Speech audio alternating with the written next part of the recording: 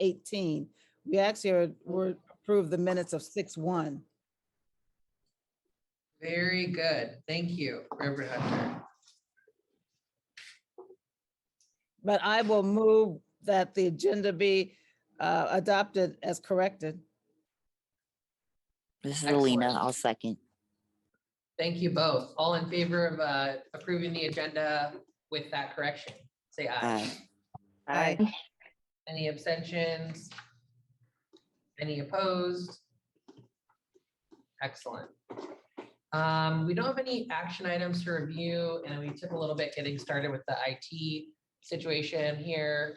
Thanks to the CPC staff for helping us figure that out. So I think we can jump into the budget presentation. So we have our CBO, Linda Taylor Manning, joining us this morning to discuss the budget. And Linda, thanks for being here. I will turn things over to you. I believe that Linda's having some trouble getting into the meeting. Just been a technical difficulty with the invite. Okay. So maybe we can move it down and mute it if possible. Yeah, I'm being told Linda might be having trouble getting into the meeting. We totally understand how that goes. So Shailene, maybe we can just switch things around and you could jump into the use of force assessment discussion and review. Yeah, I think that's fine. When Linda shows up. Okay. To the budget. This won't be a long discussion, but we can have some of a discussion. Good morning, everyone. You know what? I'll turn on my screen on this end. Now you can see me twice, two different angles. Good morning, everyone. Nice to see you and see some of you in person. So I wanted to give a quick update. This won't be as long based on some priorities and movement. So you'll see more of this at our next meeting. But what's going on right now, what staff is working on, and most of staff honestly, is reviewing the monitors assessments that we all took a look at. We actually had two recommendations that came out of their first two preliminary assessments, and that was the crisis intervention and stops and detentions. So they also had a third, use of force. That was not reviewed at the time because we had other issues and emergent things that were coming through. And so we pinned that at the time. So now what the monitoring team has released is a comprehensive review that includes all three of those preliminary assessments. So what staff is doing is reviewing the comprehensive assessment in full. There were a few changes and edits that were made to those first two assessments that we reviewed in the community engagement meeting, and then subsequently had a vote and then sent out a chart to the monitoring team recommendations or things that we had flagged. So staff re-reviewed those sections and then are doing in the moment right now a current deeper dive of the use of force assessment that we didn't do the first time around. So what will come from this review and assessment is a letter of sorts that will reiterate the high level points of those first two sets of recommendations for crisis intervention and stops and detentions. And then we will also have a section for the use of force. And then another piece where we're talking about data and data validity, which we'd also discussed during those meetings, our public CPC meetings, alongside our community engagement meetings. Our data policy analyst, Evan, had pulled out some discrepancies and things that were of concern, and how we're having those conversations with SPD. And then, as you know, we brought that to light within the public meeting, had conversations with Brian Maxey, also had conversations with their data folks, sent over a letter. So we'll include and capture that information here as well. So what will happen is when that letter is completed, most of the things will not have shifted from any of the platforms and stances that we took with those first two assessments. You will have a chance to vote on any red flags or recommendations we have for the use of force section. That was relatively new, but it was also discussed during the community engagement meeting and then the CPC meeting that followed. But we just wanted to take a more keen eye to that material, see any edits that were made from that first draft to now the comprehensive. So that will be packaged together, put in the form of a letter. The audience of this letter is primarily the monitoring team, but since we also call it a few other key players, the city, mayor's office, SPD will also just have a broader audience, and then also make sure it's packageable for the community and accessible and digestible for them as well. Right now that's projected for the July 6th meeting. We had it projected for this one, but with the contract review, we had to shift a few things over, and this was one of them. So you will see this come around again, and then we'll have a larger discussion, but just wanted to kind of keep everyone up to speed on what staff is doing behind the scenes, and the conversations that we're having, the work that's moving. I'm looking around at the people at the table. Team, did I miss anything there for the assessment? I know everyone at the table is pretty much all hands on deck, so I think we're good there, right? Okay, that's it. Any questions for Shailene? And thank you, Shailene. Yeah, sure. I'm gonna turn my screen off. It's very strange, I think, to look at me in 2 different ways. Having some technical difficulties trying to get Linda in. Okay, great. Well, more to come on the use of force assessment and the CPC's developing response. I do think it's really important that we do develop our response to this and make sure that we're being clear about our position and what gaps we see in the monitor's assessment. And I just want to thank the CPC staff, Felicia, Shailene, Mia, Evan, others who've helped coordinate multiple community engagement meetings over the course of this past year to solicit feedback from the community. That process was really important, and community members raised critical points in regards to the monitor's assessment and are going to inform our kind of final take on their final assessment. Has Linda been able to join yet? Not yet. Not yet? Still Okay. working on it. No worries. And then we'll just keep trucking along. So we'll move forward to the strategic plan. And Brandy, I'll turn it over to you, and then I think we'll be hearing from Joy. Perfect. Thank you. Thank you so much. I just wanted to make sure we had a few minutes to just kind of go around and thank all the commissioners that got to participate in the strategic planning process. It gave us an opportunity to figure out what we wanted to reconnect on, what we wanted to revisit, and prioritize moving forward with commission work. And so we have Joy, who's joined us here from Connected Realities, one of the amazing consultants that walked us through this process, and she's actually going to go over the kind of final product and overview of the strategic planning process that we worked on, and also make some additional recommendations. That strategic plan landscape, that document was shared with everyone last week, but then it was also packaged with meeting materials for today as well. Joy, thank you. You're welcome. I just want to do a quick time check since we started early. I had been told that I had about 15 minutes for presentation. We had about 15 minutes for questions and answers. Do we need to adjust that given when we started? I think we'll be good. Okay. I need to see whether I have permission now to share my screen. It looks like I do. Okay. Well, thank you all for letting us be of service to you through this process of creating a strategic plan. So it sounds like there was an attempt at a strategic plan a few years ago, and this may be the first time that there is a completed strategic plan. So we were happy to sort of create this process with you all and then step you all through it. I'm going to talk about, and as I look at my screen, I'm not going to be able to see all of you. So if you have questions for me, please audibly stop me. I'm just going to walk you through the contents of the strategic plan, and then I'm going to show you the process that we used to create this plan. So some of you, as we go through the content of the plan, may wonder, like, where did this come from? How did this get generated? And I believe that understanding the process is as important as understanding the content. So I'll share with you again, like some of the content, the process, and then I'm going to share with you, as Brandy said, some of the recommendations that our team came up with.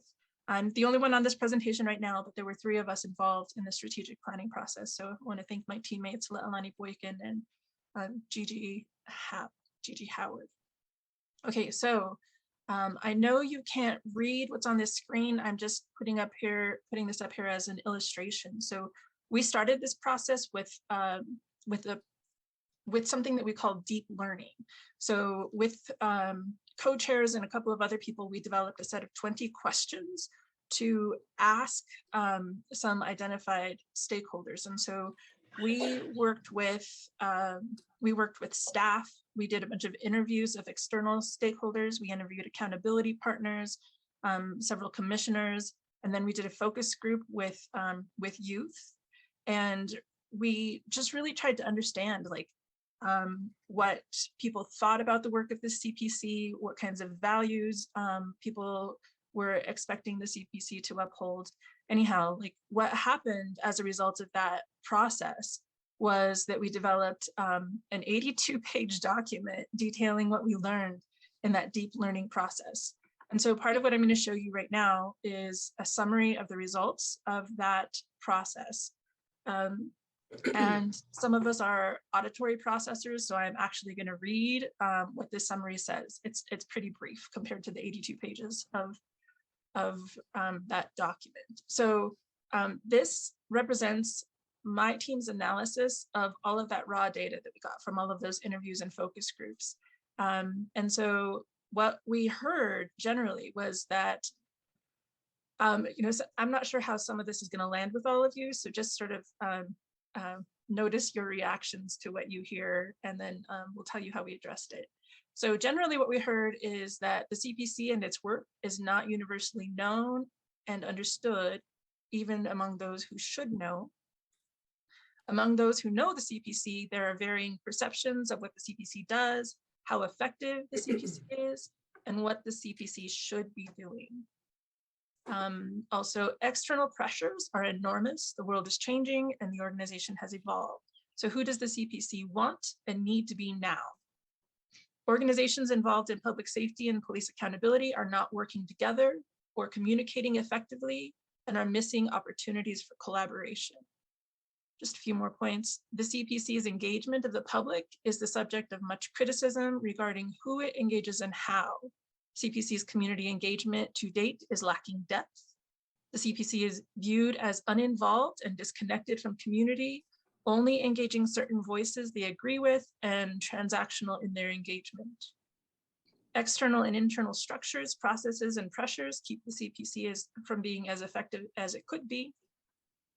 There doesn't seem to be current internal alignment regarding the CPC's scope, role, philosophies, and approaches. And the work of the CPC is big, complex, and burdensome, and commissioners are volunteers. So what we, again, like out of the 82 pages, we kind of came up with 10 categories that came out of that summary and all of the raw data that we collected. So the categories, like we created the categories, and then out of all the comments that we heard, we separated them into like what is working, what needs to change, and what CPC needs to take action on. And so those 10 categories were related to the organizational role, structure, internal and external, organizational culture, effectiveness, general philosophy and approach, communication engagement, perceptions of the CPC, internal and external relationships, and the context in which you all are working. So we took all of that information, all of the data that we got from the interviews and surveys and focus groups, and we created a series of 6 workshops with commissioners and staff. And you all as a commission chose to do like, instead of like a weekend-long workshop or something like that, chose to do 6 different workshops, 3-hour workshops over a few weeks' time. And so I'm gonna walk you through a little bit of how we did this process and what we came up with. So one of the first steps we did was to check in on the existing mission and vision. So what you're seeing now is screenshots from an online collaborative platform that we used because we did this process virtually. So the platform is called Miro, and these screenshots are from the work that we collectively did in Miro. So we talked about the extent to which the existing vision and mission resonated with the folks who participated, and we talked about whether the mission aligned with the work that you are currently doing and whether the elements of the mission should be CPC's role. And you can see like in this middle, I don't know if you can see my cursor, but in the second block, when we were asking people whether they felt like the CPC was effectively doing what the mission laid out, not a lot of people were saying yes. Nobody said yes. Some people said no, and mostly people were saying like not quite. So what came out of that, I'll just say that we started with vision and mission in the first workshop, but it took all 6 workshops for folks to work through the vision and mission and to come up with some more updated statements. There was a lot of discussion, a lot of, excuse me, back and forth, a lot of really deep conversations about what the CPC does and should do. And so, excuse me, you will find this in the strategic planning document, and I'm just going to read you.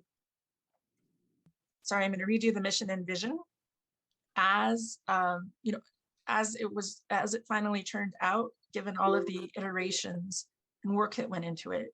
So the updated vision is that the CPC envisions a world where policing, public safety, and accountability in Seattle reflects trust and respect for all community members, especially those most harmed by police violence. Police should protect, serve, empower, and support marginalized communities, and community members must have an active seat at the decision-making table. Police must also respect and support individuals and groups expressing their First Amendment rights. Now, again, like this vision was the result of like really in-depth conversation, sometimes debate, and lots of iterations. The mission that came out of this process was the City of Seattle Community Police Commission engages community to listen, amplify, and center the voices of those impacted by police violence perpetrated by the Seattle Police Department.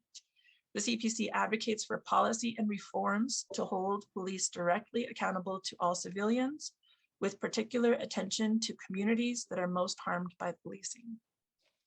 And because what I'm doing is just sort of presenting this, and I think you all have had a few opportunities to weigh in on this. Some of the iterations came to you for discussion.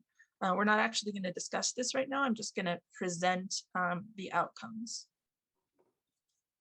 Okay, so in addition to mission and vision, we needed to establish some other foundational elements. And so, like, again, I know you can't read everything on the slide. This is just sort of an illustration of the process that we used. Like all these sticky notes were generated during these discussions. So we had an in-depth conversation about the CPC's work. We asked, what is the CPC doing now that you should keep doing? What are you doing now that you should stop doing? What are you not doing that you should be doing? And what is your job? And then we had a conversation about who the CPC serves. So we asked what individuals, groups, and communities should the CPC prioritize serving? What other individuals, groups, and communities is the CPC interested in positively influencing? And what groups, communities, and individuals does the CPC not serve? And so out of that discussion, in addition to vision and mission, one of the foundational things that was established was who we serve first. And what you're seeing now is a page out of the strategic planning document. So the discussion resulted in, first, you all prioritize and serve people harmed by police, those most and disproportionately impacted by police violence, traditionally disenfranchised communities, including BIPOC, communities of color, immigrant communities, and youth, those experiencing, it looks like I was supposed to add something else there, those experiencing substance use disorders, mental health issues, homelessness, and folks with limited or no access to the system, in quotes. So in this work, themes started to emerge and participants began to brainstorm how these elements could be addressed. So participants split up into 3 groups to work through the prompt, the CPC will. And with that prompt, like these sticky notes again represent like people's ideas about goals and objectives related to the primary concerns that were showing up. So I'm just going to show you 2 more screens of, like, we had 3 groups and they all worked through these different aspects and came up with some ideas about goals and objectives. So from that work, all of the work that you just saw, we started to distill 4 primary focus areas and primary concerns within those 4 focus areas. And so, like, the dots that you're seeing on these sticky notes were part of a prioritization process of people starting to understand if these are like the big issue areas that we're working within, what are the specific things that we need to be focusing on within the issue areas. And that resulted in what you'll find in the strategic plan document, 4 issue areas related to organizational effectiveness, strategic positioning, community engagement, and policy and advocacy. I'll tell you a little bit more about the content here in a bit, but I will say that once we identified those 4 issue areas and some of the objectives related to the issue areas, we went through a process where we sort of worked through the priority objectives related to the goals to understand, like, what are some of the steps needed to achieve these objectives, and they became the tasks in the strategic plan. So, you know, we started with the goal and the objectives and asked, what are the steps that we need to take? What kind of supports do we have now or do we need to make this happen? And then some challenges, like what might get in the way here of being able to address this. So one of the things that I'll say, and I'll talk about this in recommendations too, is that this was a lot of work to work through all of these objectives and then come up with like what the steps were.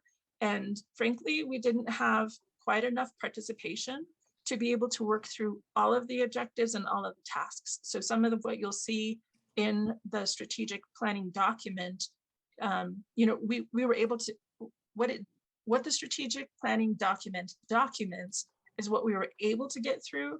There are other things that still need more work to be able to go through a process like this to understand, like, what are all the steps that need to be taken to get to where you want to go.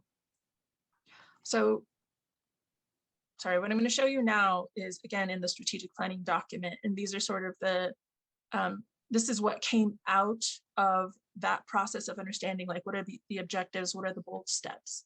And because we don't have enough time to step all through this, I'm just going to tell you a little bit about like the high level objectives. So related to organizational effectiveness, the goal was to operate as a highly effective and functional organization. The objectives, what you're seeing here in this document is like objectives in like light purple. And then there's sort of like what you need to do now and what you need to do next, what you need to do in 2022 and what happens in 2023 and 2024. So again, the objectives clarify and delineate the roles, responsibilities, and expectations for staff, including the executive director and section directors. Establish and define clear roles, responsibilities, expectations, and goals for commissioners, including co-chairs. Objective C, honestly evaluate and confront deficiencies. And objective D, build commissioners' knowledge and skill navigating CPC mandates, structure, and systems. Again, I'm not going to go into the tasks, and it's all laid out in this document. And what you're seeing is sort of an older version of this. I apologize. One of the things we started to identify is like who might be the leads in each of these tasks. Related to strategic positioning, the goal was the CPC will be positioned for maximum benefit within the police accountability system. And the objectives were about securing the authority to hold SPD accountable for appropriate officer discipline. The CPC is required, sorry, I have to like make this bigger. The CPC is a required part of the SPD hiring process. The CPC is a fully civilian body that recommends and implements policy changes at SPD. Foster partnerships and collaboration with accountability partners, but never at the expense of the mission. Foster partnership and collaboration with, oh, sorry, that's there twice. CPC seats are elected and representatives of the Seattle community, sorry, CPC seats are elected and representative of the Seattle community and those most impacted by police violence. Related to community engagement, the goal was about CPC is accountable to community with a capital C. The CPC will strengthen relationships within the Seattle community to expand how the CPC can learn more from the community, especially those disproportionately impacted by police violence. So the 4 goals here are, sorry, 4 objectives here are to expand and offer effective engagement with community and partners, develop meaningful relationships, partners, and MOUs with others to accomplish critical communications around police accountability, ensure the public has a clear understanding of what the CPC does, how we work, and our position in the accountability network, and to improve commissioner engagement within the 7 districts. Related to policy and advocacy, the goal was to effectively use our power to make necessary changes in policing, police oversight, and police accountability. The 4 objectives being use a menu of strategies to highlight changes that need to be made. Sorry, there are more than 4 and I need to renumber these. Develop a greater advocacy plan, develop and implement a robust local policy, public policy agenda aimed at policymakers, prioritize the inclusion of input from community on policy priorities, and advocate for a new organizational culture within SPD that replaces the current paramilitary structure. So again, these are the goals and objectives that came out of that really like, and sometimes difficult process. There was, again, like a lot of conversation, sometimes some angst, sometimes some like lack of immediate agreement about what should be focused on. So what I'm trying to emphasize is just like, these didn't come easy. There was a lot of conversation about what the CPC is and should be doing and how to go about it. So those are the 4 main things. What you're seeing now with those last 4 slides that I went through are the action plans associated with each of those focus areas. Okay, so what I want to talk about now is that we are leaving you with a pretty strong strategic plan. There's a little more work to do in it, but it's a strong plan. We would be remiss if we just sort of walked away with giving you a plan, but not talking about the organizational issues that might get in the way of implementing the strategic plan. So I want to just talk a little bit about my team's sense of the components of group effectiveness. And I'm going to start on the bottom left. So part of what we have observed, and a lot of this comes from helping groups and communities that are in conflict. So by helping groups work through conflict, we've sort of mapped out where groups frequently get off track or have problems. So you all have addressed a lot of this stuff on the left side, partially through the strategic planning process. So understanding the context in which you are working, getting a sense of the values that you're building from. And again, a lot of those values came from the deep learning process. You've now developed a vision and a purpose. Purpose and mission are synonymous for us. You have an action plan. What needs to be worked on a little bit more is the structure. And I'll show you the recommendations here in a little bit. Internal structure, organizational culture, how you communicate, largely internally, and then relationships. So communication and relationships in this model are about internal and external relationships. And I will just say, like as a preview to our recommendations, that I think it's largely internal structure, culture, communication, and relationships that need to be worked on if this plan is to be implemented, if this plan is to get off the ground, if you are to complete the work that has been outlined in this plan.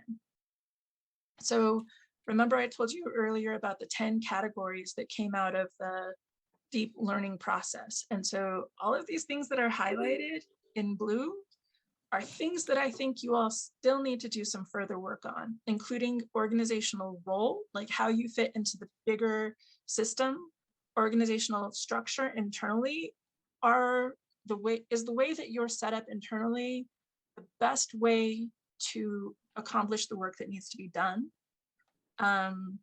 Sorry, that says organizational structure internal twice. That was my fault. So external is just like, how do you fit into the bigger system? Organizational culture. Culture is like about the norms for how you work together.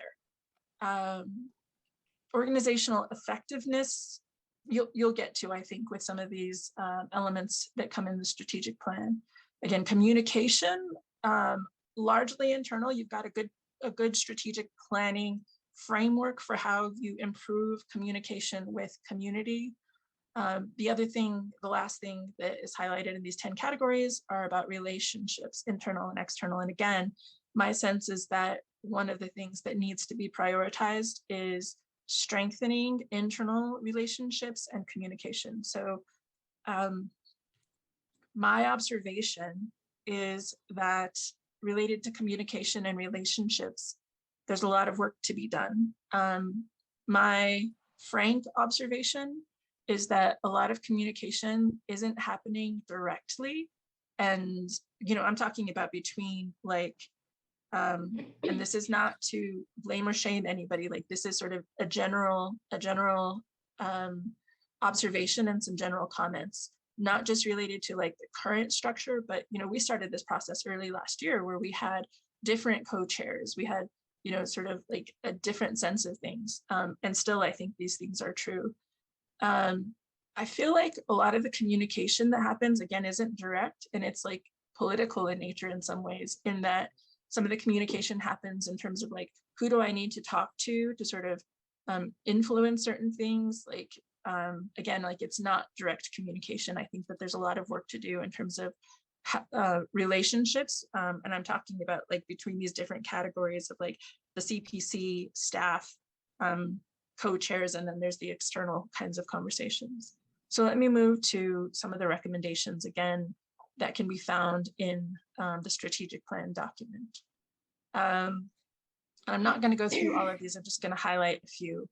So we have recommendations related to planning, like how you finish and implement the strategic plan, to structure, to working climate and systems, and then to stakeholders. And I'm just going to highlight a few, and most of them come under structure.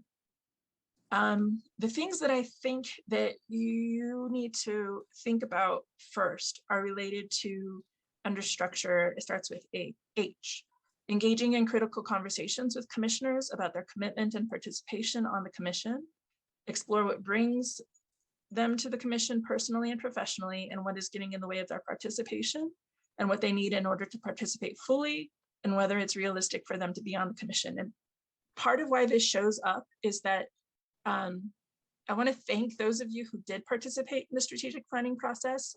And I will say that strategic planning is sort of an all hands on deck kind of thing.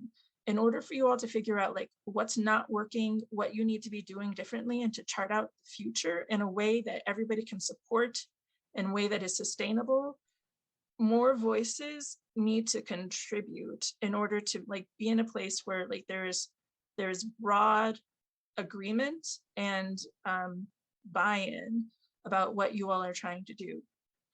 We did not have enough participation to fully go through some of the work that we needed to be done, like what are the tasks that need to be done to get to some of the objectives. That was a lot of work, and with more voices, we would have been able to get farther. So again, this is not blaming or shaming anybody. It's just sort of a commentary on participation and commitment. And one of the other reasons I say that is that during the times when I came back to give you all updates about like where we were in the process, about the results of the deep learning and things like that, my observation was that there usually wasn't quorum. So anyway, this is one of my suggestions, our suggestions. Examine whether the internal structure of the CPC is supporting the work to be done. I am not sure that is the case right now. Like, I think that there are conversations that need to be had about how things are set up and whether that's working and whether that can be changed. Examine the role of the CPC within the accountability system to ensure the CPC is functioning effectively. I think there are conversations that need to be had with accountability partners in terms of what are you all trying to do collectively? What is each group's role, and how do you all fit together? The next one is just about, this is the last one, working climate and systems. My sense is that you all need to spend some time in deliberate conversations about organizational culture, patterns of communication, relationships, organizational dynamics, in order to better understand what is working well and to make necessary changes in order to improve organizational effectiveness. And again, like, this is because my sense is that no matter how strong your strategic plan is, if the internal relationships, communication, culture, all that kind of thing is not working, then the chances of not being able to implement even a strong strategic plan are really high. So you all have seen like this latest iteration of the strategic plan. I'm not sure, I'm sorry, I'm not sure how long I just took to talk through this. And if we have time for questions, I'd love to entertain those. I'm going to stop sharing my screen so I can see your faces. Thank you so much, Joy, and to you and the whole Connected Realities team. Joy, are you able to, do you have a hard stop, or are you able to stick around for a little bit? I can stay. Okay, excellent. I say that because we do have one other kind of timely vote to get through before 10 when we, mentioning quorum, when we're going to lose quorum because we have someone who needs to take off. So I'm wondering if we can switch gears really quick. I'm sure folks have a bunch of questions and comments on the strategic plan. There's a lot to get through in that. So we can come back to that in just a moment. But today is hopefully my last day serving as co-chair. As a reminder, I'm taking a 3-month sabbatical following my graduation from grad school last week. Yay. Yay. And so I want to see if we can squeeze in our election of our new slate before folks, one person has to leave and we'll lose quorum at 10. So we do have, I'm really happy to say that we have a really strong slate of commissioners who've come forward, and it's one slate that we can vote on today, and I'm hoping we can approve them and then return back to our discussion about the strategic plan. And so our slate is Reverend Harriet Walden, Reverend Patricia Hunter, and our new commissioner, Joel Merkel, have all agreed to help step up and support the CPC by serving as 3 co-chairs through January, which is when we'll have our regularly scheduled CPC election. And so briefly, I don't know, Reverend Hunter Walden, if you'd like to say something. I know Joel is unable to be here today. He's on scheduled leave or vacation, but Reverend Hunter Walden, if you'd like to say anything, no pressure. Yeah, I see Reverend Hunter, you unmuted yourself. I did. I'm not quite sure what to say. Been doing this work on the commission for a bit over a year. I know a bit of the time commitment and what it entails to be a co-chair. I am grateful for Reverend Walden's willingness to continue, and Joel, as we just heard from Joy, the task before us is enormous as we look at the strategic plan and how we move the CPC forward. And so I'm willing to do what I can with the support of others to be one of the co-chairs. But this also entails all of the other commissioners stepping up and speaking up. And so I would hope that I'm not alone in stepping up here, but that all of the commissioners are willing to do a self-assessment and do what you can to move this work forward. Thanks. Thank you. Well, if there's not any other discussion, I'd like to ask for a motion to elect our new slate of co-chairs through January.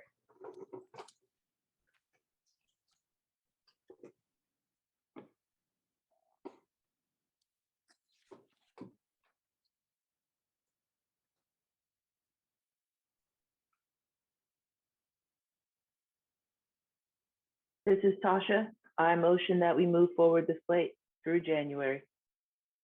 Thank you, Tasha. Is there a second?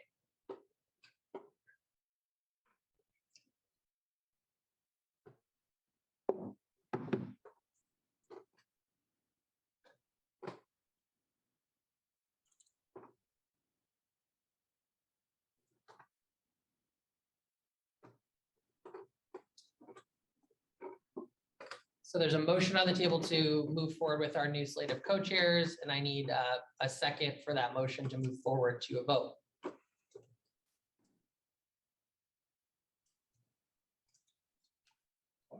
This is Officer Mullins. Hello? Hi. We can hear you. I second the motion. Thank you, Officer Mullins. It's been moved and seconded to move forward with our slate. All in favor, say aye. So boys, you have to do it on, you have to do it by roll call. Oh, Reverend Walden's telling me we have to do a roll call vote. Yeah. Okay, I will call myself first. I vote aye. Suzette is gone, Austin's gone. Reverend Hunter, sorry to call you so early, but you're up on my list. Sure. Yes. Thank you. Tasha. Tasha Aye. Johnson, Yes. thank you. Officer Mullins, Aye. Erica Newman,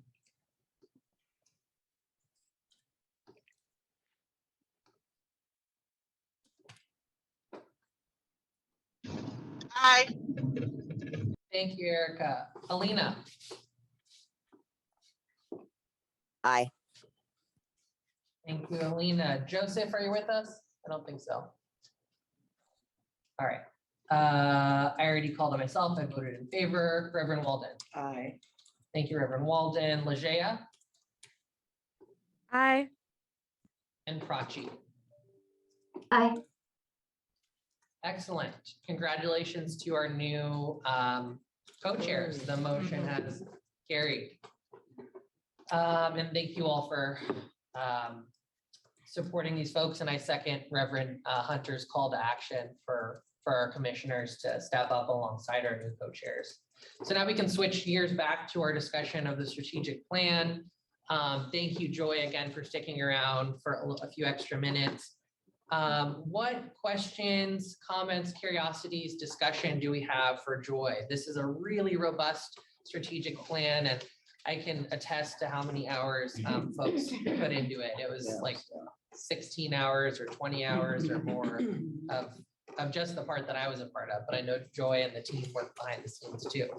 So I'll open the floor for folks to discuss the strategic plan.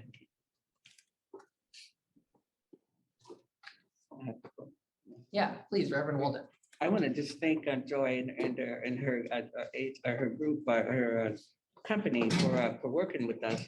But also it was hard, I mean, because we tried this many times and we didn't get to this place where we are today. And I really do agree with most of the things that was identified. I mean, it is hard to do this work and to have it consistently done. And so I really appreciate this, although the process was a little hard for me because I'm a person that this process was really hard for me mentally to be able to do this, and especially on Zoom. It's like I just couldn't hardly get my mind wrapped around it, and so it was difficult for me. True transparency, I am dyslexic. Most people don't know that because I function at a high level, but so it was one of the hardest process for me, and I do agree that a lot of times it wasn't enough people there, and I tried to do my best to come. It's hard to be on Zoom 3 hours at a time, so we get a little grace being on Zoom 3 hours at a time after I've already been on Zoom 2 or 3 hours someplace else. So I really appreciate this work, though, and I appreciate you all caring, your spirit, and the way that your company encouraged us to go deeper. So anyway, there's a lot on here. It's a lot. But I appreciate the process, although, like I say, it was most difficult for me and the way that my thinking process goes. I had to, like rewire my brain a different way to be able to be part of this process on a Zoom. But thank you.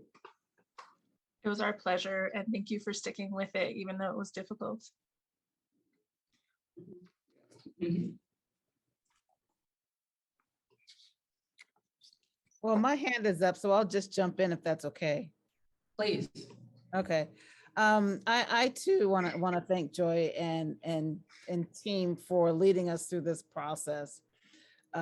Yeah, it was grueling.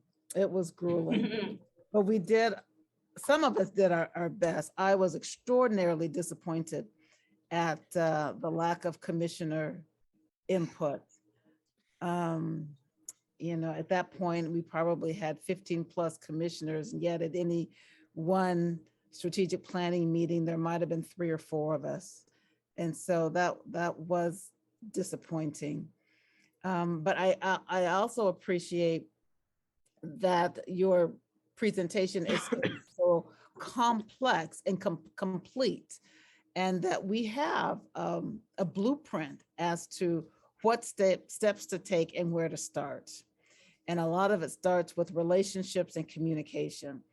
And so I thank you for that. At least we know what step 1 is. So thanks. You're welcome. Joy, I also just want to include a thank you to as somebody that walked me through it, was super supportive in helping us get this done. It was intentional us choosing your consulting firm, and I think it was one of the best choices we made as a commission to have you be a part of this process and help lead the charge, you, Gigi, and Leilani.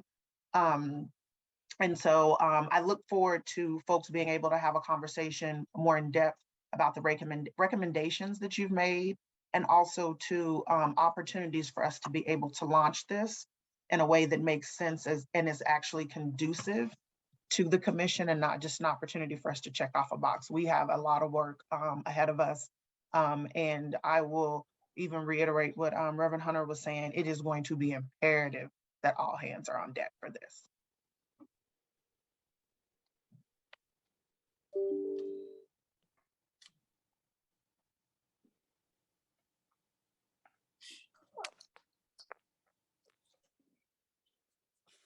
And I can't see hands very well on the screen, so if you do have a comment, commissioners, feel free to jump in. I know one thing on my mind is just because I believe in this strategic plan, and because there's so much in here, I'm thinking about like what it's gonna take to pursue fidelity to the plan. So what does that look like? I mean, do we need to form a ad hoc strategic planning committee, like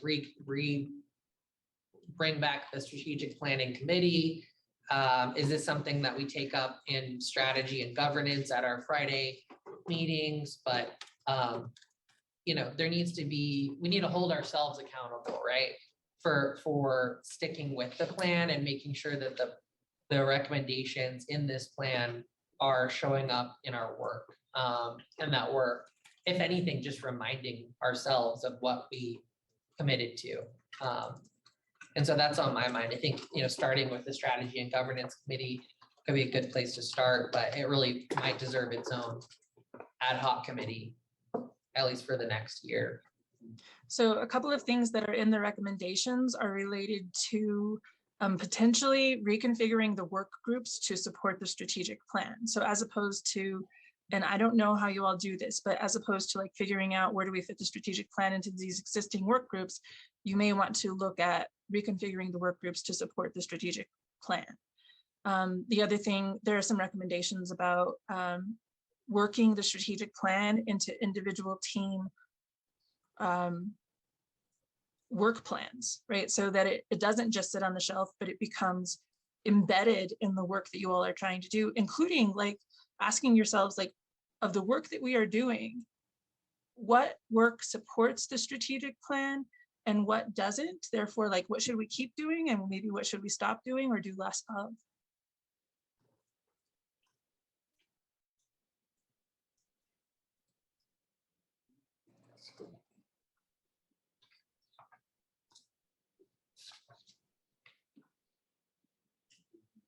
And again, I just like, maybe I didn't highlight this, but I just want to underline that this is a roadmap to your future based on what community has to say, what partners have to say, what staff has to say about like what is most important and what the values are, right? Like this started from a really deep foundational place. It did not start sort of on the surface with just like, what should our goals be? What should our objectives be? It's really based on a deep understanding of community needs and values.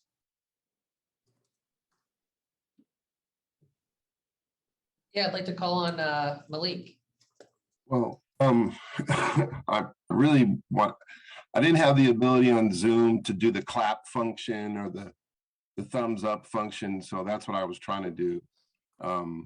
I think it's a great report, and I'd love to get a copy of it so I could use it to engage others, to have earnest conversations about, at least from where I sit, I can help support all of, if the body accepts the report, I guess, or whatever, that I could be saying and engaging with others about, hey, these are the ways that we can support this organization at these points. So. Thank you. Thank you, Malik. Yeah, we can make sure you get a copy. And there are some updates that I need to make before it's a final copy.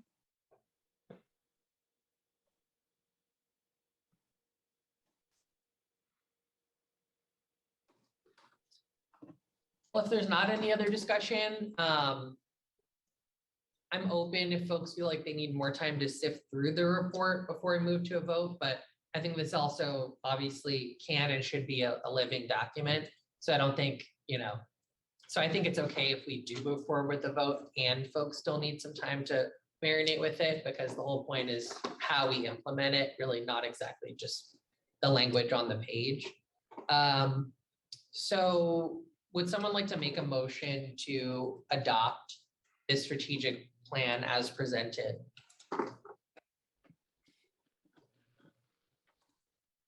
So I move that we adopt this strategic plan and move forward with it. Thank you, Reverend Hunter. Is there a second to that motion?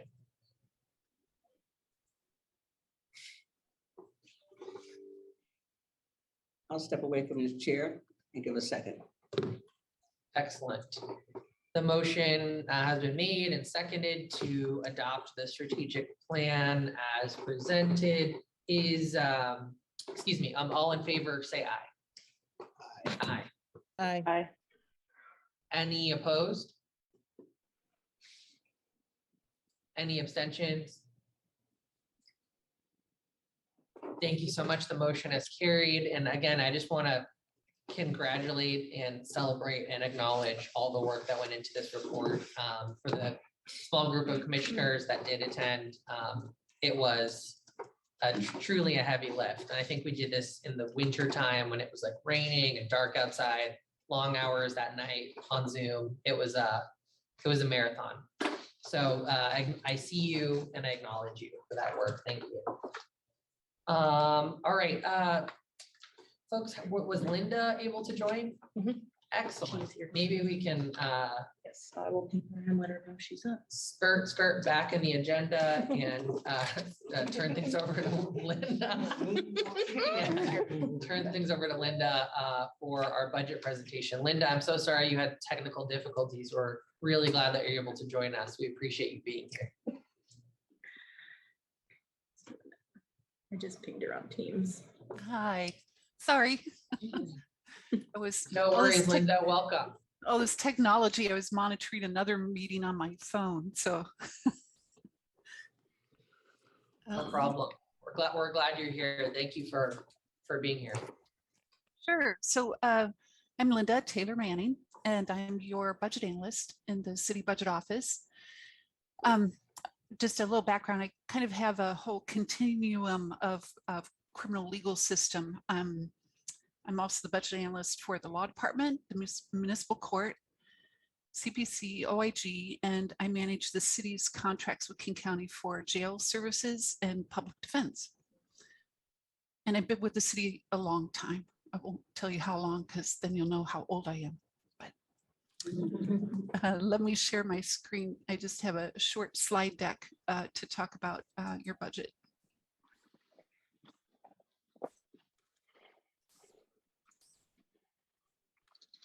Can you see that? Yes. Okay. I'm not as familiar with Zoom as I am Teams. So today I'll talk about your current budget, the 2022 budget, and the upcoming budget process to develop the 2023 and 2024 budget. we do have we're doing a biannual budget again this year.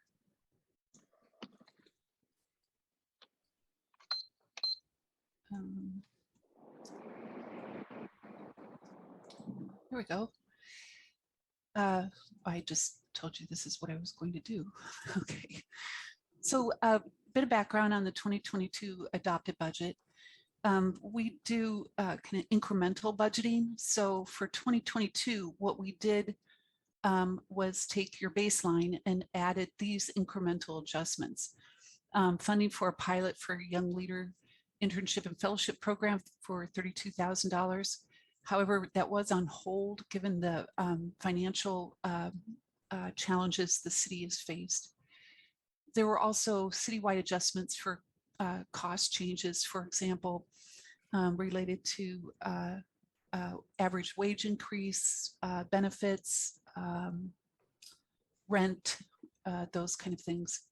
And then there is $50,000 that doesn't show up in the CPC budget that's in the law department for external legal fees.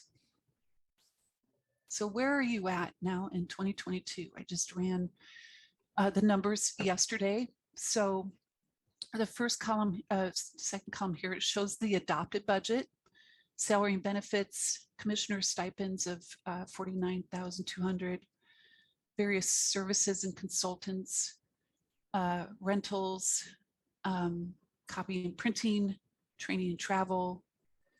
This allocations is related to costs through Seattle IT, space through FAS, and HR services through the Seattle Human Services Department.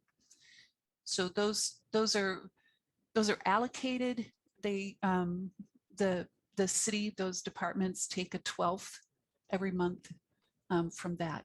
And then supplies of $42,950.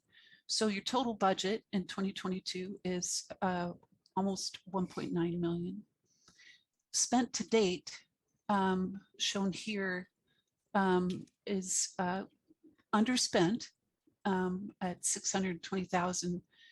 There are various vacancies that you can see how the salaries and benefits is underspent, and the available balance of 1.2 million.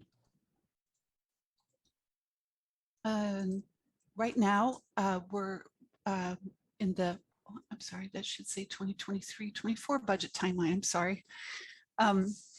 This kind of gives you an idea how we work on the next year's budget through the year. I feel like we're on budget all times. We're right here now in June, where departments have submitted their budget to the budget office. We use the month of June into July to do an analysis of what departments have submitted.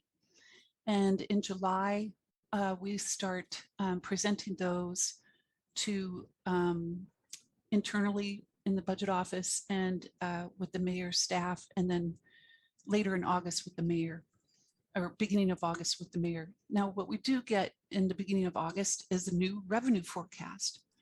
And sometimes that can change decisions if there's more funding available or if there's less funding available.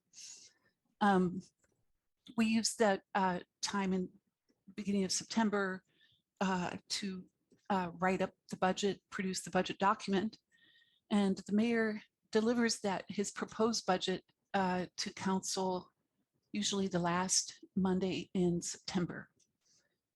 Then council phase, they use October, November to make, again, incremental changes to the mayor's proposed budget.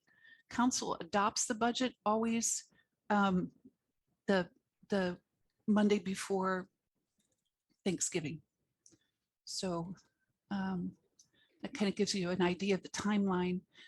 For the 23-24 budget, what we found is we are, there were a number of items budgeted in 2022 that didn't have a sustainable revenue source. So we're kind of going into 2023, 24 with a budget hole. So we asked departments to provide us a scenario where they provide a 6% reduction. For the CPC, this is approximately 200, I'm sorry, I should have looked this up, 220,000. So we're again looking at the 6% reductions, although again the revenue forecast in early August may reduce that 6%. Any questions? I have a question. Yeah, Reverend Walden, go ahead. Yeah, I have a question about the underspent money. Is that money will be lost because we didn't know about the underspent part of the budget? And also, has CPC sent a budget over to you or to the presented their proposed budget? Because if so, we didn't quite see that. So just wanted to know about that. Sure. First, I'll address the underspend, and I'll turn it to Brandy to talk about the 23 proposed. What happens with the underspend is at the end of the year, it just reverts to the general fund. Right. Well, wasn't that supposed to be used for staff though? I mean, wasn't that money to hire staff? That underspent money was for staff, wasn't it? So was that means that we will lose those positions? Not necessarily, not in 2022. It could to meet right. reductions in 2023. Right, right. Yeah. That's a real shame then. It really is. It really is a shame. And then for us to know it right now, it's almost just unacceptable for us to know that right now. So, yeah, because we've been asking about the budget. See, and I know by now we usually have had more than one budget presentation along the way. So anyway, thank you. I just went, because that means that even if we have a need for that other staff person, I mean, you know, the way that the CPC was set up is that each policy team had 3 employees, and the policy, the director, and analysis, and then another fine person like Evan that does that comes in, and then the engagement always had a policy director, and I mean engagement director and 2 staff members, and it has been understaffed since 2019, since 2020. So that meant that means that money has gone back more than 1 year then, because it's been understaffed. And how long do we have to spend it, Linda? Like, when does this spend end for 2022? Is it the calendar year, or is the fiscal year end? The fiscal year is the calendar year. Okay. So we have through December. Right. So I have a question also, Linda, and I don't want to lose the question that you asked Brandy to respond to. So with a 6% reduction, we can present for 2023-24 $1.65 million budget for CPC. Is that what you're saying? Correct. Okay. And yeah, I'd like to know too, who is the budget committee with CPC? We don't have a budget committee with the CPC. The co-chairs has been the people that has been like looking over the budget, and it came to us about a few years ago about our fiduciary responsibility, and that's why we've been asking about the budget presentation. Many times we've asked about the budget presentation because it's part of the fiduciary responsibility for us to know, so we can come back to the commission to let them know, just like what we just heard today. I mean, about the underspent, see.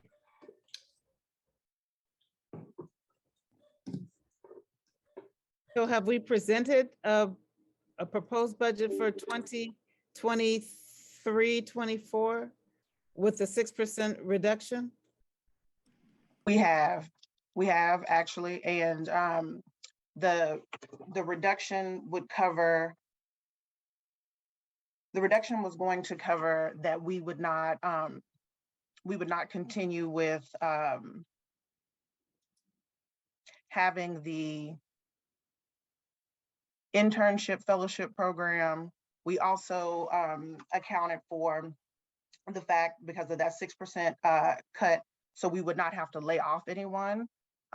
We also removed one of the community engagement specialist positions and narrowed it down, not from two additional positions outside of Felicia, but to one position. That didn't come to the commissioners. That was not a And the- discussion with them. And the last presentation that we had regarding the actual budget, that is correct. It was October of 2021. Right. Because I mean, we didn't know that there was going to be a reduction in the community engagement staff. That's why we keep all asking about that piece.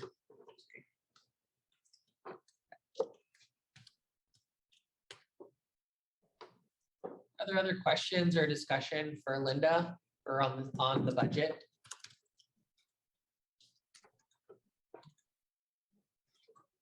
It looks like Noel has his hand up.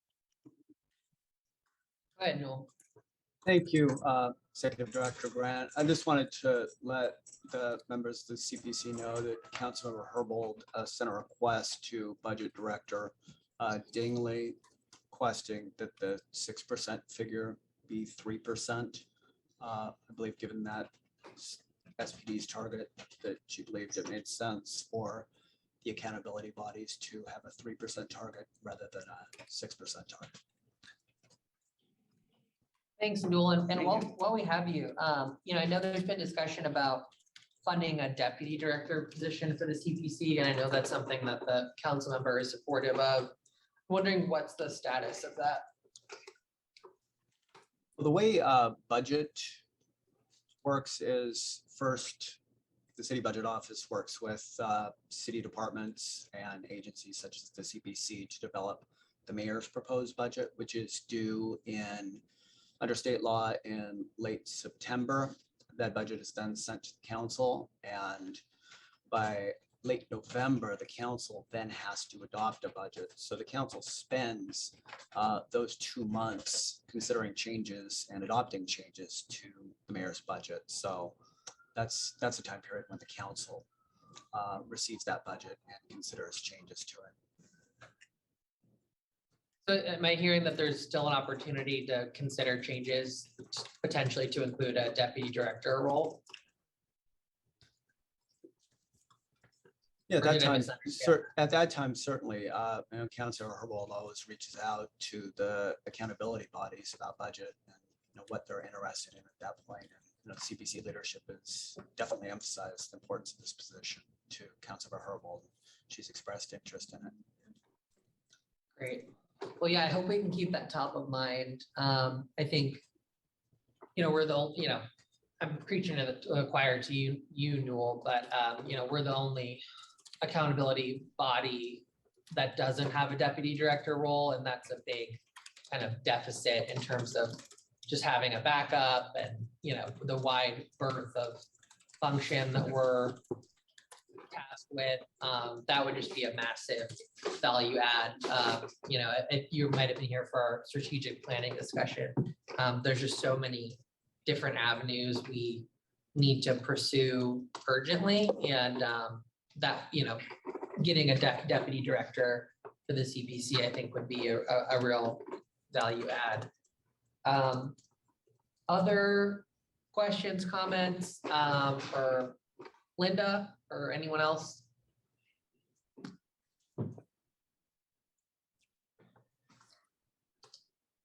All right, I'm not hearing anyone. I can't see hands, but okay, now I'm not seeing any hands. All right. Well, Linda, just thank you so much. Whenever you come by, it's always super illuminating. Really appreciate your work and taking the time to help us get smart on the budget. Thank you. Thank you. Have Bye-bye. a good day.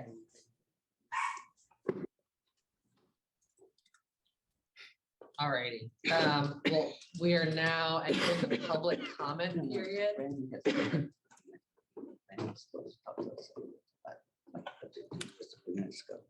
Oh, Brandy, am I forgetting something? Reverend Walden's letting me know you might be. Am I interrupting something about the budget? Were you gonna make a comment? No, there was nothing else I was adding. Okay. Great. So we will move on to public comment. Reverend Walden, did you want to make a comment about public comment? Comment about public comment? No? Okay. I can read it. So I will make our statement. Before we begin public comment, we wanted to follow up regarding the CPC receiving a public comment post following our last meeting. That Officer Mullins was driving and virtually participating at our last public meeting on June 1st. Complaints have also been filed with the Office of Police Accountability, who is investigating this issue. For more information, community may refer to the Washington State Statute, RCW 46.61.672. That's 46.61.672. And the commission strongly encourages all members to prioritize safety and health. And I think with that brief word, we can move on to public comment. Public comment is welcomed by the CPC. Individual speakers will be provided up to 2 minutes to comment about items on the meeting agenda. Jacqueline or Emily, is there anyone who would, do we have anyone signed up for public comment? At the moment, there is no one raising their hand over the Zoom. In regards to emails that we have received from the OCPC inbox, we have not received anything within the last 24 hours. However, we did receive an email on Monday from David Newman, who has written, "Dear Sir or Madam, dispose all Seattle Police Department employees, fire all SPD staff, replace all Seattle police personnel, start over, begin again, rebuild Seattle, restructuring Seattle Police Sorry, Department." Jacqueline, did the comments that we received via email also have to be on the agenda, pertinent to the agenda? I can send it over to. Okay, does anyone shake your head no? I don't know about that. Like reading them out loud? Yeah, Never like, read them out well, loud. no, if they're not pertinent to our agenda, Right. are they still able to be read out loud? No, I think, I don't know if it's illegal. yeah, I mean, you could say maybe the contract conversation or the conversation we had about the use of force. There's a lot of ways you could say that, but I'm gonna say no.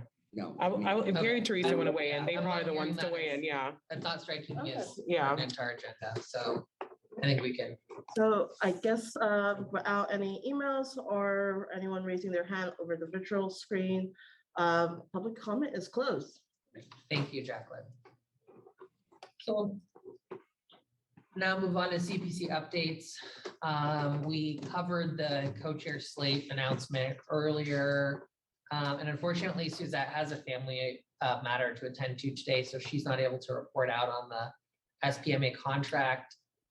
I wonder, anyone from the policy team feel comfortable just kind of giving a bird's eye view of what happened with the SPMA contract? You don't have to go necessarily into the policy details, but just kind of where we're at. I mean, I could do it too, if not. I think we could speak to, yeah, I'm not gonna necessarily call on you. There were a couple of things that you and Suzette agreed on that I think are positive. I'll say this and I'll turn it to Nia. So there were, what staff looked at and also what Suzette looked at was the comparison of the previous contract with the changes that were made for this contract. And also a comparison to the recommendations that we put forth as a commission. If you all remember the town halls that were hosted in February of 2021 with the community and other key stakeholders in the city to discuss what that would look like, the process and what came out of that. I think what's attached in those recommendations, we can also recirculate them. A lot of them talked about Positions of what happens with things of secondary employment, things that were not implemented with the accountability ordinance, or the, accountability structure. And then largely some of those were also about community wanted to know more about the actual process of contracts themselves. So those are 3 of our recommendations that came out of that directly for community. People wanted to know what the priorities were, who's at the table, and they also wanted regular updates. And then there were a few other pieces around discipline. We talked about, of course, always the full civilianizing OPA, how those investigations go for officers. And so some of those things weren't necessarily received within this process. A lot of those were also procedural to the process itself and not necessarily the content of this contract. So those are high-level pieces that weren't really given at this moment in time. But also there were a few things that we did get, which I know is a section that Nia covered, and I think you and Suzette agreed on a couple of things that were positive in the sense of like, okay, this is a win. So I don't want to bring us down completely. And Evan, you might have things as well. We took the contract and split it up into pieces we all could review. So part of what we discussed with Suzette, I'll remove my mask to make sure everyone can hear me. Part of what we discussed with Suzette was specifically looking at the grievance procedures that were outlined in the updates made to the contract. So for, I would say, the last 2 legislative sessions, part of what the CPC has pushed for is removing arbitration as a route of appeal. The contract did not do that, and I would not have expected it to. But what I did find that was surprising and in a positive way was they specifically outlined that the arbitrators are not to engage in de novo reviews, which is essentially kind of a relitigation of the investigation for any act of misconduct.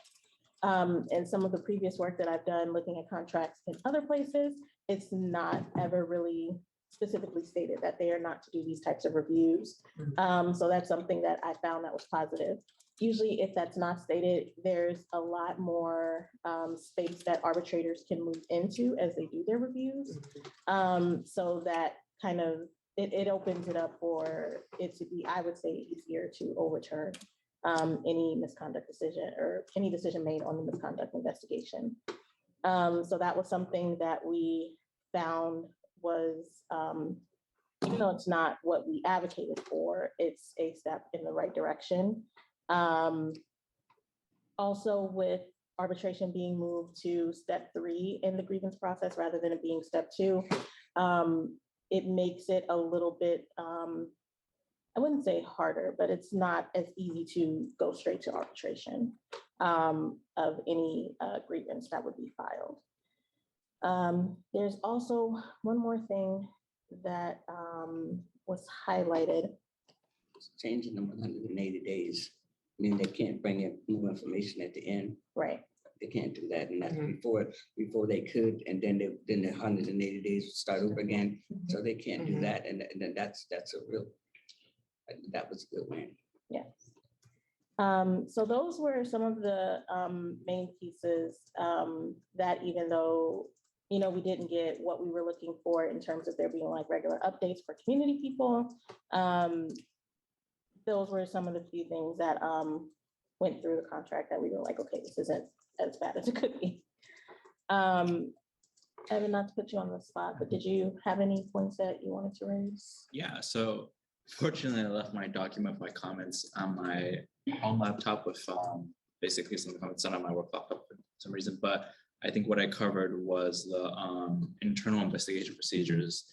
And I think just to quickly summarize, it basically amended some stuff between OPA and the association. I think one of the key points was that when OPA finishes their internal investigation, the association has some time to provide some supplemental documentation towards the chief of police, basically. So the chief of police can review this supplemental information in addition to OPA's internal investigation and make a decision based on that.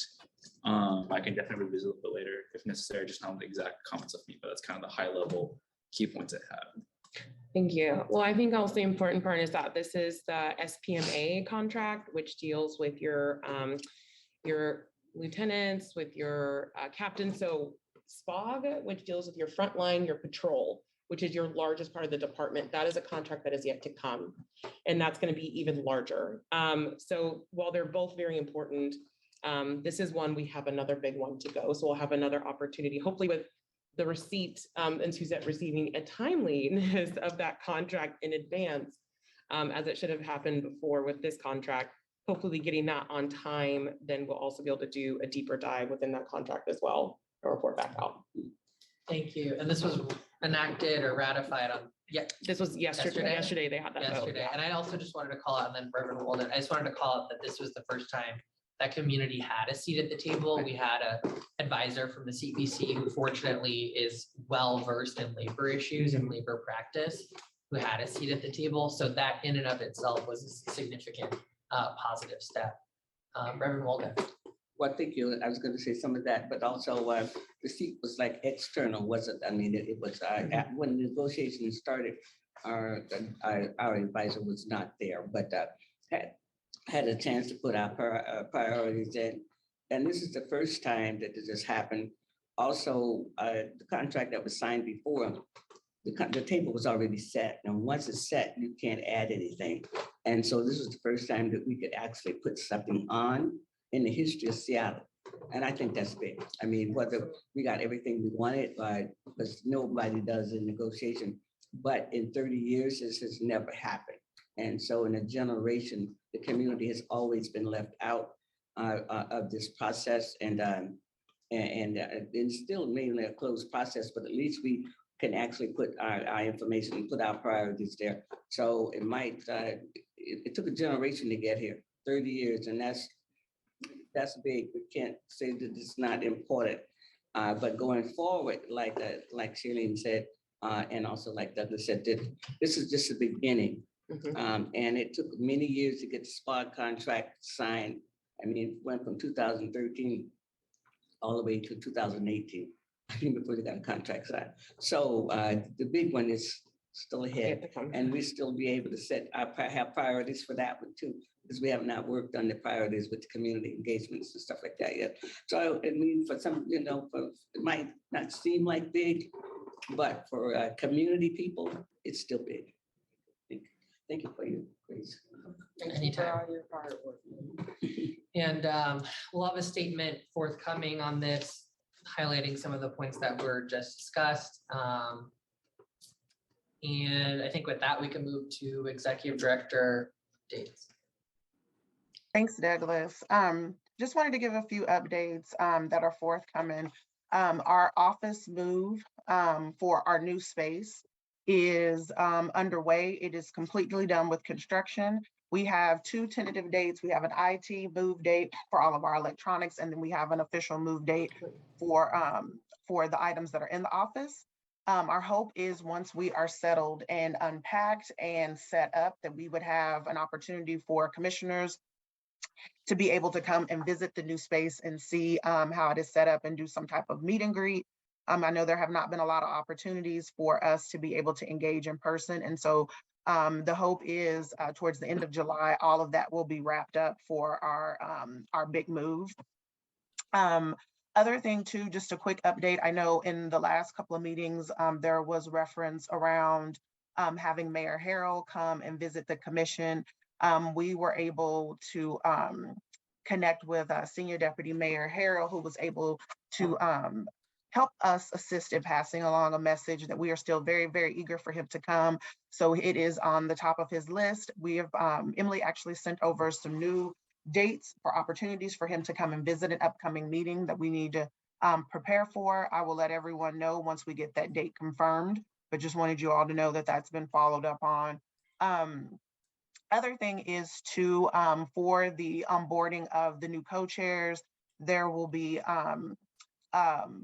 a memorialized onboarding process, and we're starting to get that scheduled for them for, it looks like now, Reverend Hunter and Joel and Reverend Walden to be a part of the onboarding process that Douglas and Catherine got to do. So there are dates that are going to be forthcoming about that, and I'll be sending something around to check you all's availability, Reverend Hunter, to see what it looks like for you towards the end of June, early July. I also wanted to just connect with everybody and talk to you all about staff had the opportunity, it was a bit last minute, but we had an opportunity to meet with the OPA director finalists. It was myself, Felicia, and Evan. Had an opportunity just to have a little bit of dialogue with the final four.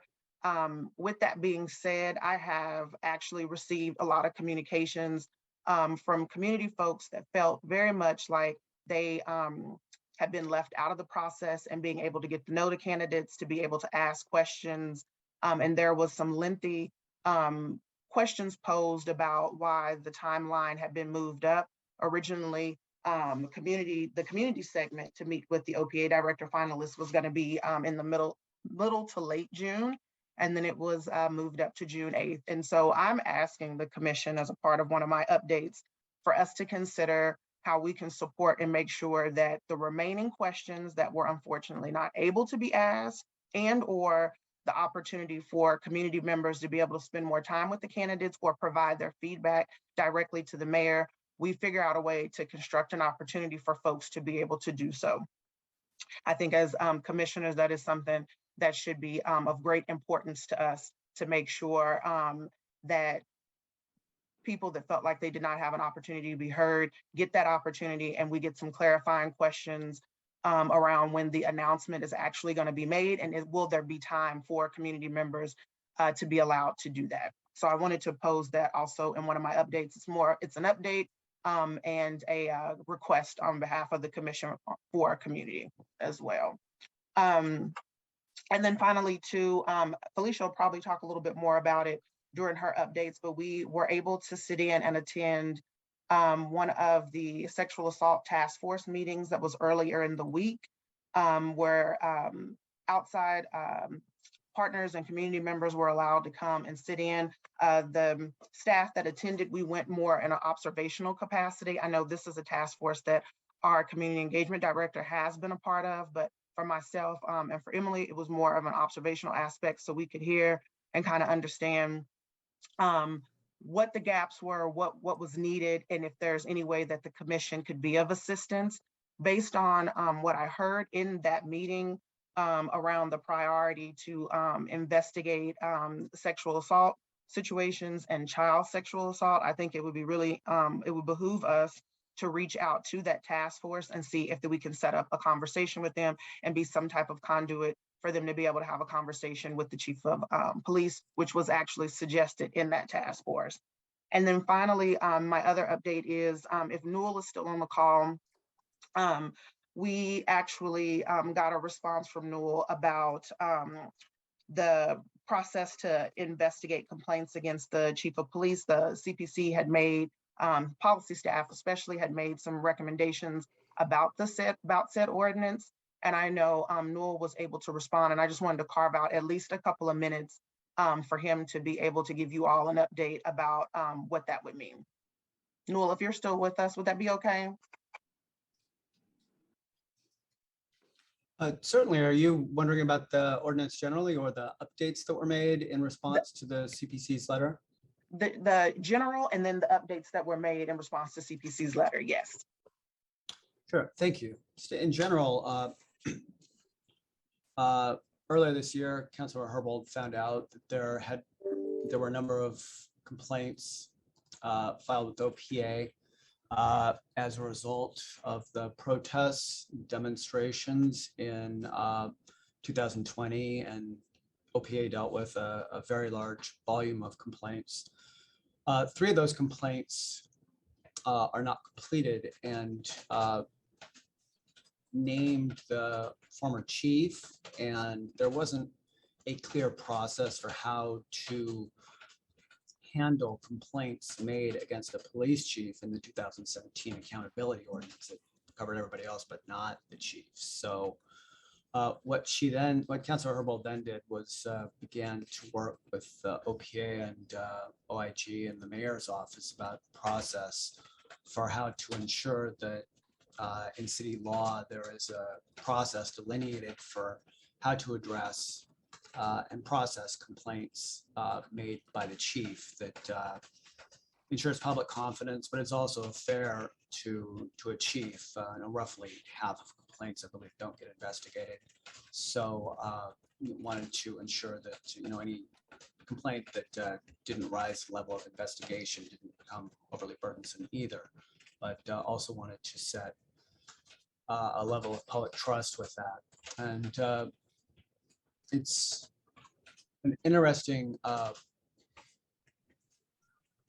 issue that, in some ways you can design a process that is similar to that for other officers, but in other ways, the chief occupies a unique position as a department head. So that's something that we've been in touch with the OPA and OIG about, and have met a number of times, and have been in touch with them about the best approach to manage that. The CPC received an early version of this, and the chairs and executive director Grant sent a number of comments that may look this up, that there is a substitute version that is being developed that addresses most of the issues the CPC raised. It's not yet been considered for a vote, but it does seek to address some of the issues the CPC raised. For example, that sworn OPA staff members should not be involved in investigation of any type of complaint against the chief of police by virtue of their position, within a chain of command. So that was something that was included in the legislation, but wasn't stated as clearly as it was. So there has been a recital added as the CPC requested to acknowledge that clearly and state it explicitly at the start. Another request was to clarify the intake process. It's the version before the council says that the OPA shall examine the results of the intake process, and the CPC requested that it clearly state that that is the responsibility of a civilian supervisor, so that is added in a substitute version. And the CPC also asked for clarification about when criminal charges could potentially result from legislation, given the chief's position in the chain of command. The CPC requested clarification that any investigation that was criminal should not be carried out by SPD. So there are a few definitional changes in the ordinance to clarify that. So those were the principal changes that were made. There are a few other places in the bill where changes were made in response to those requests. But I think those are the changes that are in the substitute version that is planned to be before the committee at the meeting on June 28th. Thank you, Noel. And then finally, I wanted to thank Felicia for yesterday evening's community engagement meeting. It was, she created a beautiful space for the mothers to be able to share their experiences with gun violence in the community. I think by her, speaking earlier that day at the Grandmothers Against Gun Violence program meeting, and then the fact that June is Gun Violence Prevention Month, and with the uptick of violence that we've had in community, and just everything that has been kind of laid before us, I want to take time to appreciate and honor Felicia for carving out space for the mothers that are crying, for the mothers that have lost children and loved ones. It was a very heavy session, and I just appreciate the way she stewarded the conversation. I appreciate the commissioners that were able to attend last night and also wrap their arms virtually around the panelists of folks that spoke.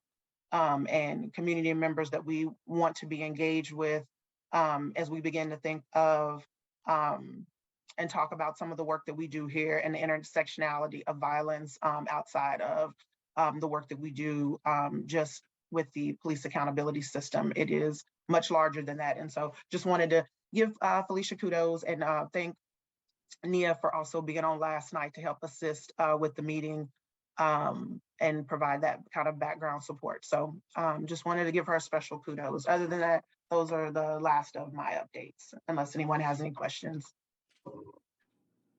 Thank you. Thank you for that. This is Alina. I just wanted to echo what Brandy said, and Felicia and her team, like Felicia did a great job facilitating that space, which is really heavy, and there were a lot of, tears and emotions, obviously, and she just did such a great job. And yeah, it was really powerful, and I was really honored to be there. Thank you for doing that.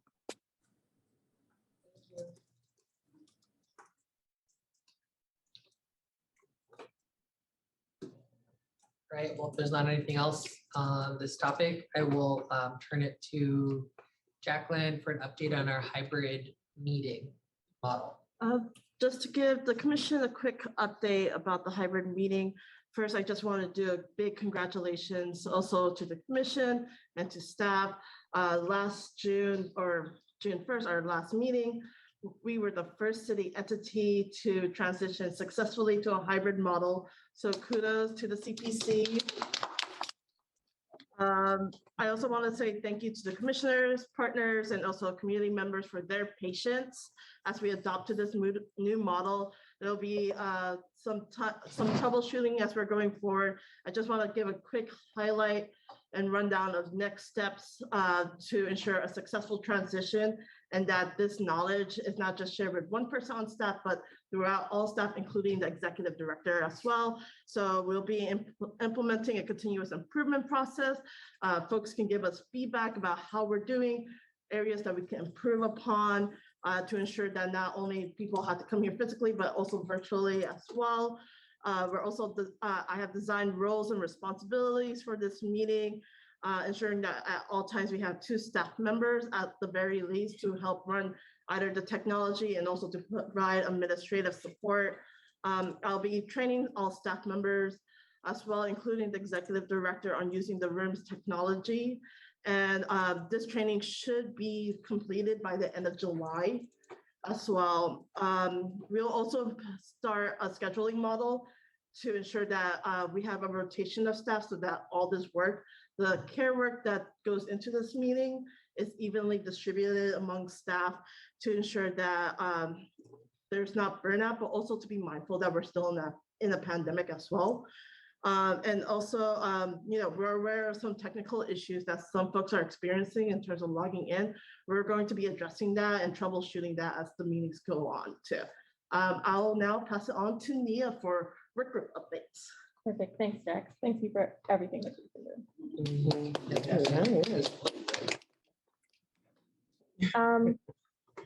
Actually, Reverend Hunter, do you want to give the police practices update, or should I go for it? You may go for it. Thank you.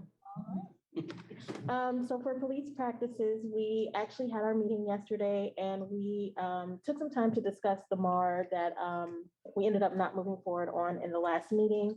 So we're looking at ways on how we may potentially revamp that MAR to continue moving forward.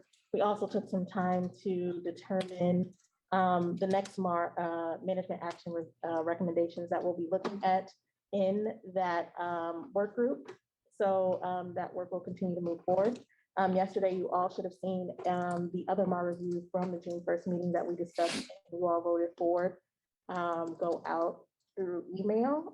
So we are keeping the process rolling on those MAR reviews. And now I will turn it over to Felicia for community engagement.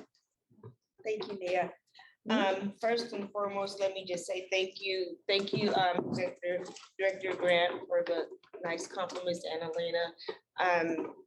The meeting, if you missed it, you might want to request a copy of the tape. It was very powerful, and I'm very grateful for everybody who supported the conversations and Reverend Walden, for all your background support that you have provided me. The panelists were awesome. So thanks again for that.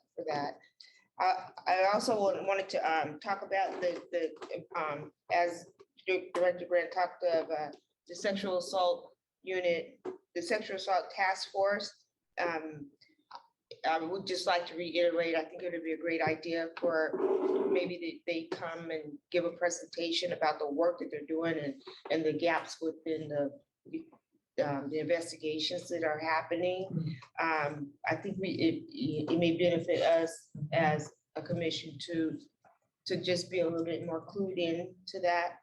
And for one thing, it highlights the specialty units that were in a part of the Seattle Police Department that are no longer functioning to their full capabilities, and the impact that's having on the community that we don't see. Outside of the homeless situation, that's where the biggest focus has been.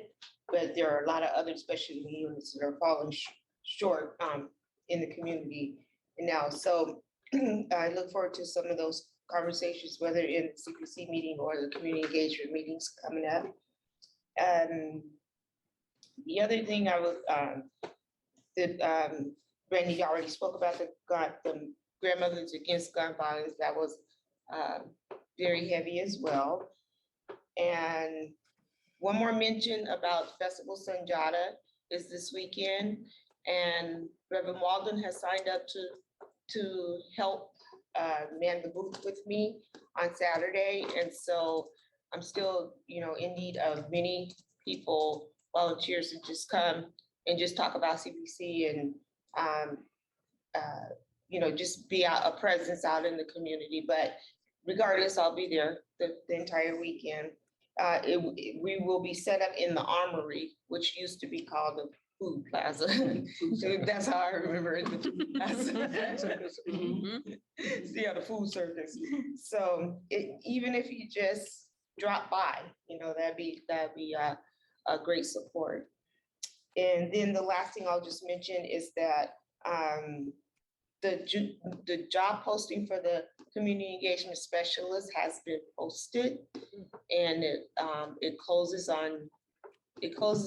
externally on July the 5th.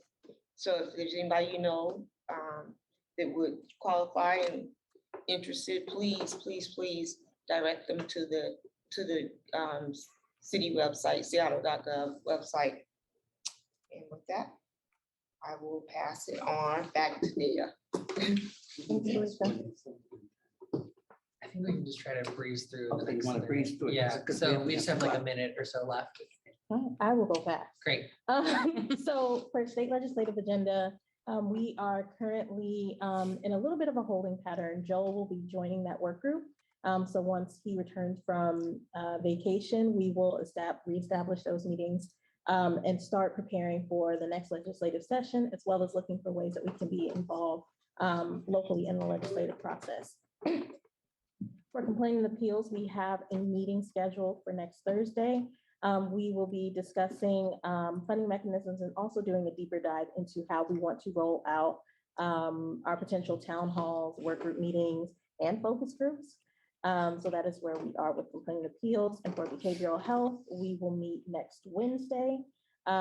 We have decided that of that 3-part plan that we spoke about many moons ago, we will be working on the second part of that plan, which is addressing behavioral health response in the community. So we have some emails out to different sections to try to get some presentations for members of the group so that we can start figuring out if there are any recommendations that we want to put out or other aspects that we want to focus on. And that's it for the work groups. Well, I want to thank commissioners, staff for a great meeting today. And I want to say one word. yeah, please go ahead. I want to thank Douglas, he and Catherine stepped up last fall when we needed people. And Catherine was probably one of the kindest persons I've ever worked with. And of course, her job took her away. And Douglas stayed with the course even though he was working on his master's degree. And he's always elegant and very, he's a great edit. I mean, he knows how to edit very well. And I just want to wish you all the best. And in 3 months, it's going to be in Tahiti.